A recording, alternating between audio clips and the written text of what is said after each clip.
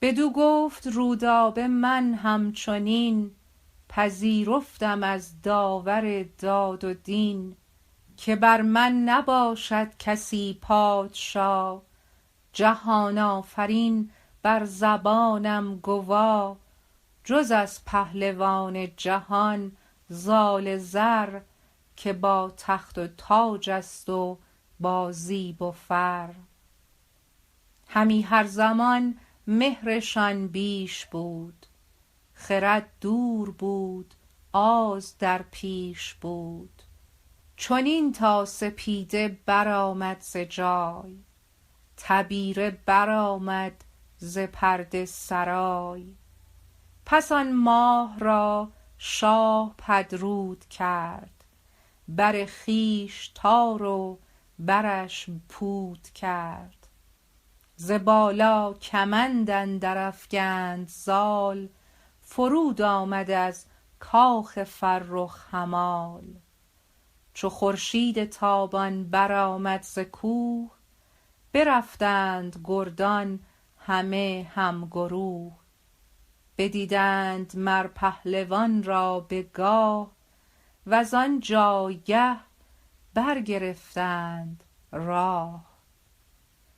جریان بام و دیدار زال و رودابه باز یکی از صحنه‌های بدیع شاهنامه است و در ادب فارسی از لحاظ آب و تاب و ظرافت عاشقانه نظیری برایش نیست. در جای دیگری آورده نشده است که کسی گیسوان خود را از بام کاخ فرافکند تا مرد عاشق به عنوان کمند دست به آن زند و به بالا برود.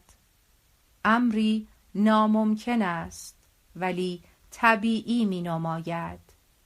دیدار زال و رودابه همراه با گستاخی و ناز و شرم و جوانمردی همه تموج‌های روح انسانی را در خود دارد. دو نامه زال به سام و سام به منوچهر باز از لحاظ روانشناسی و قدرت بیان در حد شاهکار هستند. راهها باز می شود و فرجام نیک دارد. در ایران شاهنامه عشقها کامیابند. عشق ناکام نشانه عدم سلامت جامعه شناخته می شود. جامعه‌ای که خود را چاره یاب می داند با آن میانه‌ای ندارد.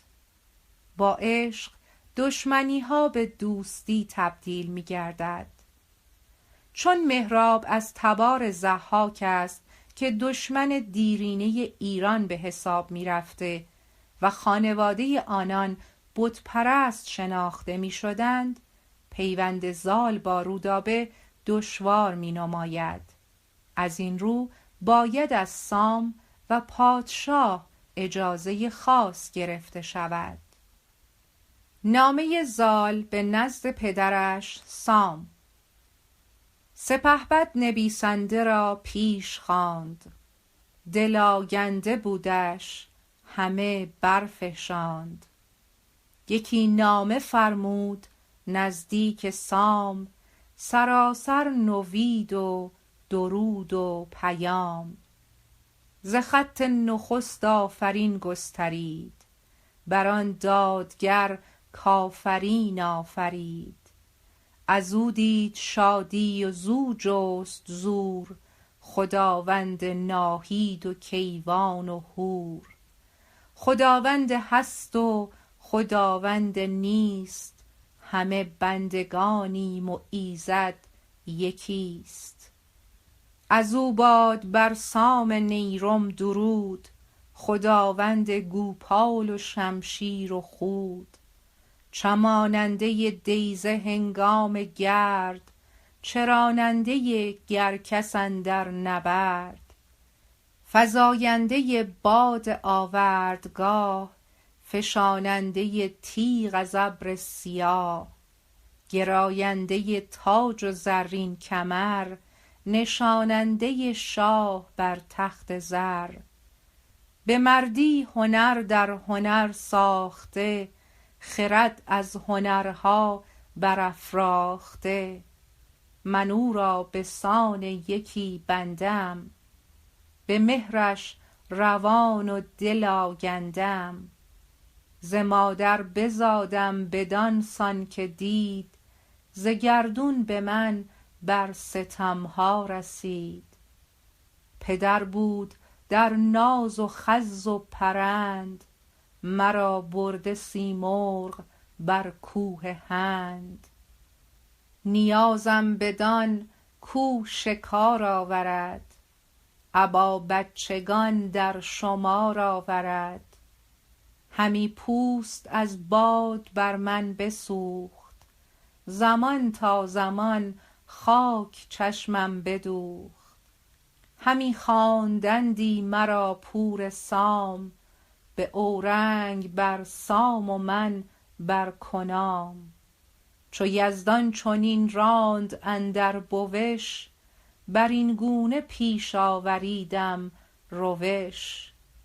کس از داد یزدان نیابد دریغ، اگر خود بپرد برآید به میغ. سنان ار به دندان بخاید دلیر، بدرد از آواز او چرم شیر. گرفتار فرمان یزدان بود، وگر چند دندانش سندان بود. یکی کار پیش آمدم دل شکن، که نتوان ستودنش بر انجمن. پدر گر دلیر است و نر اژدهاست، اگر بشنود راز کهتر رواست. من از دخت مهراب گریان شدم، چو بر آتش تیز بریان شدم. ستاره شب تیره یار من است، من آنم که دریا کنار من است. به رنجی رسیدستم از خویشتن، که بر من بگرید همی انجمن. اگر چه دلم دید چندین ستم، نخواهم زدن جز به فرمانت دم. چه فرماید اکنون جهان پهلوان، گشایم از این رنج و سختی روان. ز پیمان نگرید سپهبد پدر، بدین کار دستور باشد مگر. که من دخت مهراب را جفت خویش، کنم راستی را به آیین و کیش. به پیمان چنین رفت پیش گروه، چو او آوریدم ز البرز کوه. که هیچ آرزو بر دلت نگسلم، کنون اندرین است بسته دلم. سام از این پیوند خشنود نیست، چه میان فریدونیان و ضحاکیان هیچ گونه امکان مواصلت نمی بیند. از سوی دیگر هنگامی که پسرش را از البرز کوه باز می آورده، با او پیمان کرده که هیچ آرزویی را از او بر نیاورده نگذارد. بنابراین در میان دودلی جانکاهی فرو می ماند. خوشبختانه در این میان ستاره شمر به او اطمینان می دهد که از این وصلت فرزندی بسیار گرانمایه که پناه ایران خواهد بود پدید خواهد آمد. بنابراین به پسر وعده می دهد که خواهد کوشید تا پادشاه را با این کار همداستان کند. سام عشق زال را با منوچهر در میان می نهد. نویسنده را پیش بنشاندند، ز هر در سخنها همی راندند. سر نامه کرد آفرین خدای، کجا هست و باشد همیشه به جای. از اوی است نیک و بد و هست و نیست، همه بندگانیم و ایزد یکیست. خداوند کیوان و خورشید و ماه، وزو آفرین بر منوچهر شاه. به رزم اندرون زهر تریاک سوز، به بزم اندرون ماه گیتی فروز. یکی بنده ام من رسیده به جای، به مردی به شست اندر آورده پای. همی گرد کافور گیرد سرم، چنین داد خورشید و ماه افسرم. ببستم میان را یکی بنده وار، ابا جاودان ساختم کارزار. عنان پیچ و اسپ افگن و گرزدار، چو من کس ندیدی به گیتی سوار. کنون آن برافراخته یال من، همان زخم کوبنده گوپال من.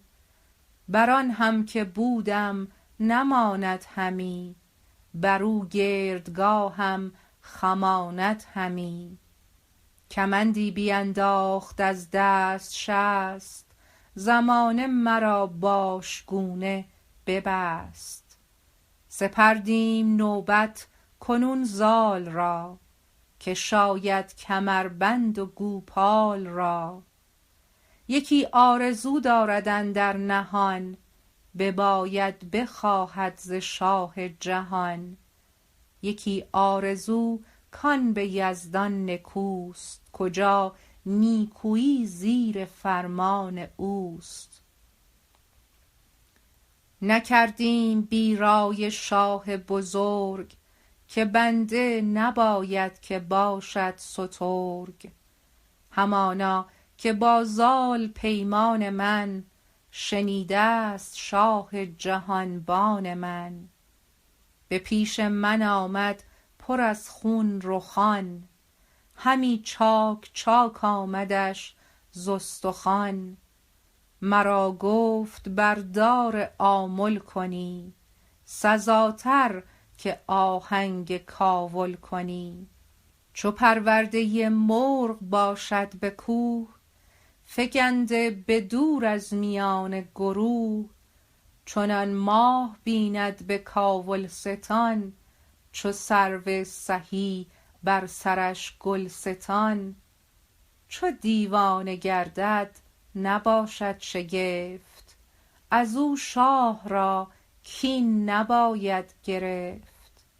کنون رنج مهرش به جایی رسید، که بخشایش آرد هر آن کش بدید.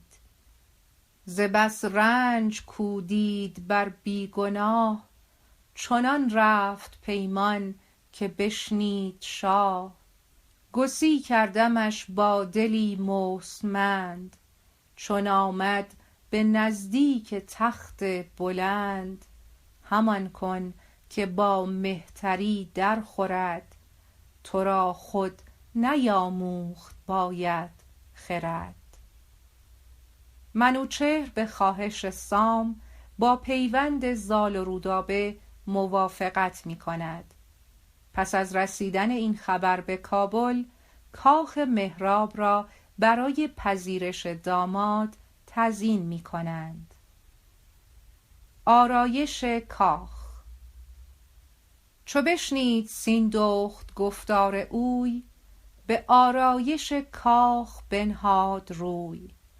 بیاراست ایوانها چون بهشت، گلاب و می و مشک و عنبر سرشت. بساطی بیفگند پیکر به زر، زبرجد بر او بافته سر به سر. دگر پیکرش در خوشاب بود، که هر دانه ای قطره ای آب بود. یک ایوان همه تخت زرین نهاد، به آیین و آرایش چین نهاد. همه پیکرش گوهر آگنده بود، میان گهر نقش ها کنده بود. ز یاقوت مر تخت را پایه بود، که تخت کیان بود و پرمایه بود. بیاراست رودابه را چون بهشت، به خورشید بر جادویی ها نبشت. نشست اندر آن خانه زرنگار، کسی را بر او ندادند بار. همه کاولستان شد آراسته، پر از رنگ و بوی و پر از خواسته. جشن عروسی. بدان جشن هر کس که آمد فراز، شد از خواسته یک به یک بی نیاز. بخندید و سیندخت را سام گفت، که رودابه را چند خواهی نهفت. بدو گفت سیندخت هدیه کجاست، اگر دیدن آفتابت هواست. چنین داد پاسخ به سیندخت سام، که از من بخواه آنچه آید کام. برفتند تا خانه زرنگار، کجا اندرو بود خرم بهار. نگه کرد سام اندر آن ماه روی، یکایک شگفتی بماند اندر اوی. ندانست کش چون ستاید همی، برو چشم را چون گشاید همی. رستم به دنیا می آید. بسی بر نیامد بر این روزگار، که با زاد سرو اندر آمد نهار. نهار کاهش. شکم کرد فربی و تن شد گران، شد آن ارغوانی رخش زعفران. بدو گفت مادر که ای جان مام، چه بودت که گشتی چنین زرد فام. چنین داد پاسخ که من روز و شب، همی برگشایم به فریاد لب. همانا زمان آمدستم فراز، وزین بار بردن نیابم جواز. تو گویی که سنگستم آگنده پوست، وگر ز آهنست اینک به میان اوست. چنین تا گه زادن آمد فراز، به خواب و به آرام بودش نیاز. چنان بد که یک روز زو رفت هوش، از ایوان دستان برآمد خروش. خبر شد به سیندخت و بشخود روی، بکند آن سیه گیسوی مشک بوی. یکایک به دستان رسید آگهی، که پژمرده شد برگ سرو سهی. به بالین رودابه شد زال زر، پر از آب رخسار و خسته جگر. رودابه به علت درشتی کودک در شکم، زایمان غیر طبیعی دارد. زال به یاد چاره‌گری سیمرغ می افتد که هنگام وداع با او وعده داده بود که به گاه نیاز به او کمک کند. زال با آتش زدن پر او را به کمک فرا می خواند. سیمرغ مرغ چاره‌گر است. او بر آنچه بشر بر آن آگاه نیست آگاهی دارد. نمونه تجسم دانایی کل است. در افسانه ها بعضی امور خارق‌العاده به مرغ ها نسبت داده شده است، زیرا با توانایی پرواز در هوا می توانند بر ثقل زمین فایق آیند، مانند ققنس و همین سیمرغ. آمدن سیمرغ برای نجات رودابه. چو زان پر سیمرغش آمد به یاد، بخندید و سیندخت را مژده داد.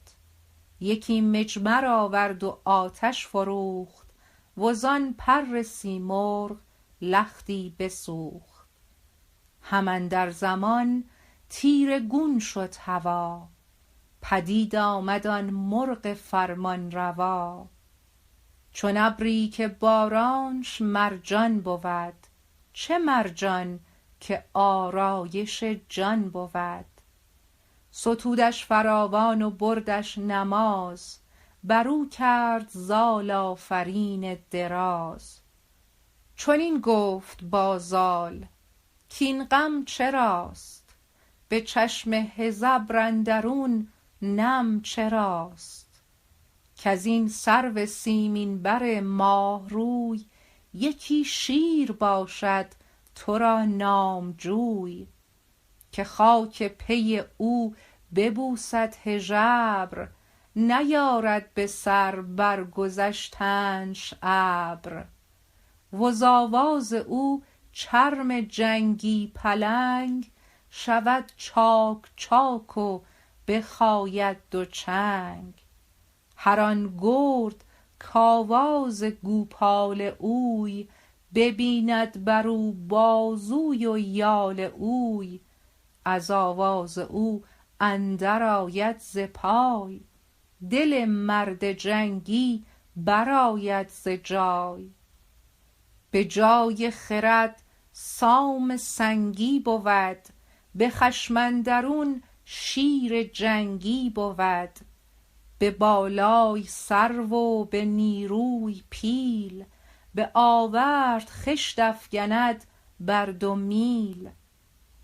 نیاید به گیتی ز راه زهش، به فرمان دادار نیکی دهش.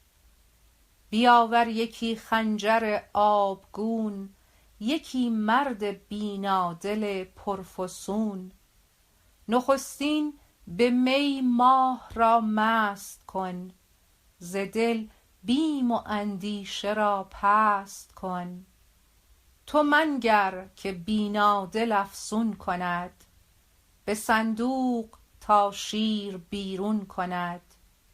بکافد تهیگاه سرو سهی، نباشد مر او را ز درد آگهی. وزان پس بدوز آن کجا کرد چاک، ز دل دور کن ترس و تیمار و باک. گیایی که گویمت با شیر و مشک، بکوب و بکن هر 3 در سایه خشک. بسای و بیالای بر خستگیش، ببینی همان روز پیوستگیش. برو مال از آن پس یکی پر من، خجسته بود سایه فر من. تو را زین سخن شاد باید بدن، به پیش جهاندار باید شدن. که او دادت این خسروانی درخت، که هر روز نو بشکفانند بخت. بدین کار دل هیچ غمگین مدار، که شاخ برومندت آمد به بار. بگفت و یکی پر ز بازو بکند، فگند و به پرواز بر شد بلند. بشد زال و آن پر او برگرفت، برفت و بکرد آنچه گفت ای شگفت. بدان کار نظاره بد یک جهان، همه دیده پرخون و خسته روان. فرو ریخت از میژه سیندخت خون، که کودک ز پهلو کی آمد برون. ذکر جزئیات زایمان رودابه است که در نخستین بار بچه از پهلو بیرون آورده می شود. آنچه آن را در اصطلاح پزشکی سزارین می گویند، با این باور که جولیوس قیصر به این روش زاده شده است. سیمرغ پدید می آید و دستور می دهد که رودابه را به می مست کنند که به منزله داروی بیهوشی بوده است. آنگاه پهلویش را بشکافند و بچه را بیرون بیاورند و از نو بخیه بزنند. سپس گیاهی که سیمرغ آن را میشناسد در سایه خشک کنند و بر زخم بمالند و پر او را بر آن بسایند.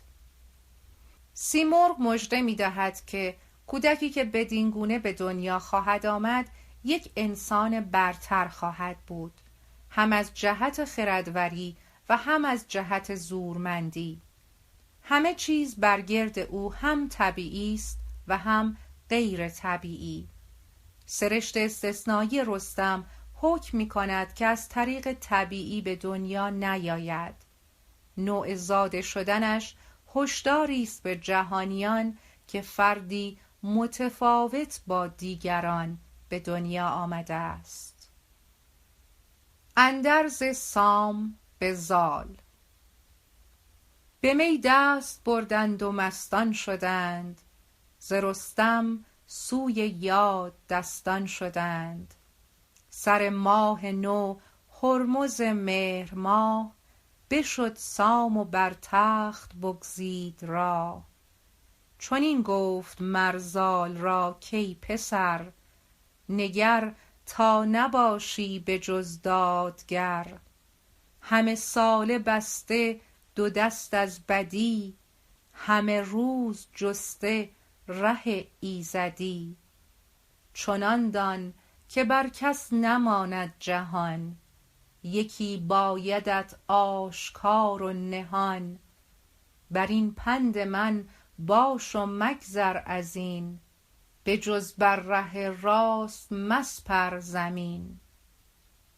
سام هنگام رفتن این چند اندرز را به پسرش می دهد: 1 دادگر باشد، 2 راه ایزدی بسپرد، یعنی پندار و گفتار و کردار نیک در برابر دارد.